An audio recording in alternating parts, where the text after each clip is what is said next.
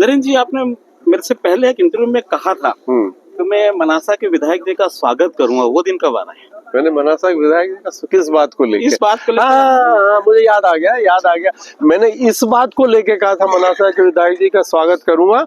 वो सूची आपकी जेब में थी, आपने लंबी फहरिस्त थी। आप मुझे वो कागज निकाल के अभी बता दो और कहो कि ये सब काम हो गए, मैं अभी चल के मनासा के विधायक जी का स्वागत करता हूँ। लेकिन अगर वो ये प्रमाणित होता है कि जो कागज था, जो विधायक जी की घोषणा थी, जो आपके जेब में पर्ची पड़ी थी, अगर वो पर्ची केवल चुनाव में जनता को प्रभावित करने के लिए थी, तो आप सार्वजनिक अपने कैमरे पे कहलाइए कि नरेंद्र नाहटा सही था। मैं अपनी बात पे आज भी टिका हूँ। आप मुझे दिला दो वो कागज, वो बता दो कि इतनी घोषणाएं विधायक जी ने की।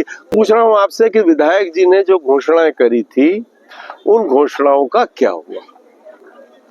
सीएम राइज स्कूल बन गया उनके समय। मैं आपसे पूछ रहा हूँ, मेरे उस सूची में चलो मान लिया तो एक चीज मान ली, लेकिन सीएम राइज स्कूल मनासा के लिए नहीं, सीएम राइज स्कूल प्रदेश की नीति थी।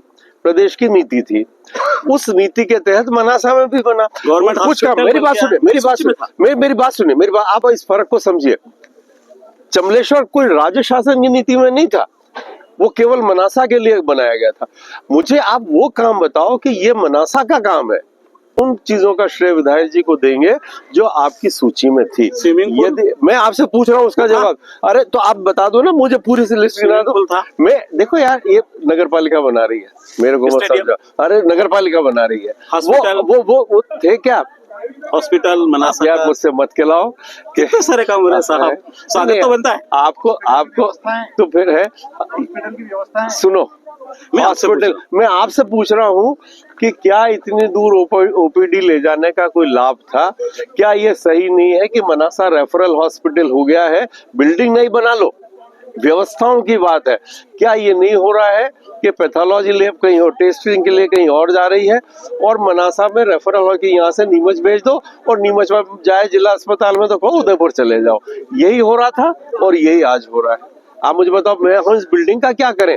मैं जब विधायक था, मैं जब मंत्री था, मैं बिल्डिंग में बनाता था और लोग मेरा स्वागत करते तो मैं कहता नहीं, बिल्डिंग स्कूल नहीं है, स्कूल तो इसके अंदर चलने वाली गतिविधि है। तुम अच्छा स्कूल चलवाना, मेरी बिल्डिंग का धन्यवाद मत करो। मैंने अपनी तरफ से लोगों को ये बात कही।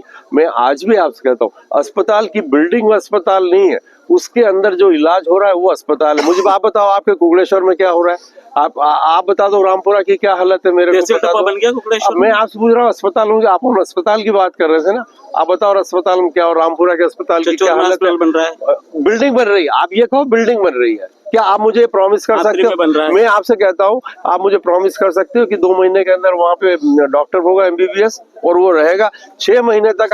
आप मुझे बताना, 6ठे महीने में चलूंगा विधायक जी का स्वागत करने। कैसा लग रहा है सब? एमएलए साहब काम कैसा कर रहे हैं मनासा? एमएलए साहब का काम एमएलए साहब से पूछो, मेरे को काम दिख नहीं रहा है, इसलिए मैं क्या जवाब। काफी देर से मैं सुन रहा था, इनको सिर्फ बुराई ढूंढते हैं। मैं तो ऐसा मानता हूं कि इनको ऐसे चश्मे वितरित करना चाहिए जिसमें विकास भी दिख जाए। इनको ऐसी कोई खोज हुई हो तो इनके लिए वो चश्मे मंगा दिए जाए जिसमें विकास दिख जाए कि विकास कैसा होता है।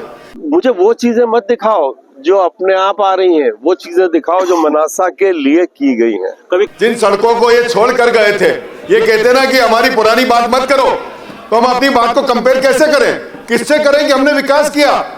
आप लोग एक ही बात करते हो, हमारी बात मत करो। क्यों नहीं करें भैया?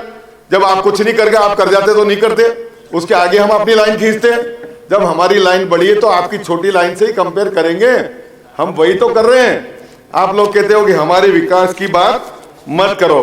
ये हिसाब नहीं लगाते कि इनके समय में पूरा प्रदेश ठप्प पड़ा था, ठप्प। अगर ये बात करें तो मेरा तो एक सुझाव हो रहा है माननीय अध्यक्ष जी, कि प्रदेश का विकास और देश का विकास किन लोगों ने किया, किन सरकारों ने किया, विकास कब शुरू हुई प्रधानमंत्री सड़क योजना, कब शुरू हुई KCC योजना, कब शुरू हुई हमारी शौचालय योजना, स्वच्छता अभियान योजना, कब शुरू हुई हमारी सड़कों की योजना, कब शुरू हुई हमारी सिंचाई योजना, कब शुरू हुई हमारी परियोजनाएं बिजली की, कब शुरू हुए हमारे सारे संयंत्र, कब प्रदेश का समुचित विकास शुरू हुआ, तो पाठ्यक्रम में जोड़ देना चाहिए ताकि बच्चों को भी पता लगे, आने वाली पीढ़ी को, जिनको यही पता नहीं है कि कांग्रेस के समय में न बिजली थी, न पानी था, न सड़क थी, न सिंचाई थी, कोई भी कार्यक्रम नहीं था, न आयुष्मान कार्ड था, न प्रधानमंत्री आवास था, न किसी तरह की सुविधा थी, न अनिवार्य शिक्षा थी।